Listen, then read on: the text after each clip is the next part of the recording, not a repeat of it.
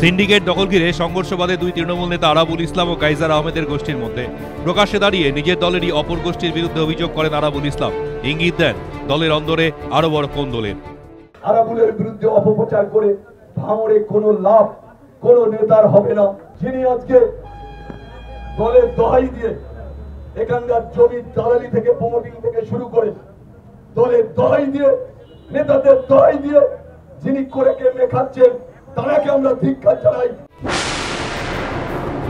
তৃণমূল নেতাকে খুনের অভিযোগে গ্রেপ্তার দলেরই 4 স্থানীয় নেতা। লোকসভা ভোটের প্রচার চলাকালীন দেওয়াল লেখাকে কেন্দ্র করে সংঘর্ষ বাধে দুই তৃণমূল নেতা জাহাঙ্গীর খান চৌধুরী এবং শাহজাহান মোল্লার অনুগামীদের মধ্যে। চলে বোমা ও ইট বৃষ্টি। তৃণমূলের গোষ্ঠী সংঘর্ষের অভিযোগ, জখম 2। সংঘর্ষ বাধে তৃণমূলের দুই গোষ্ঠীর মধ্যে। জখম হন যুব তৃণমূলের সভাপতি রবিউল বিশ্বাস ও তার এক সঙ্গী।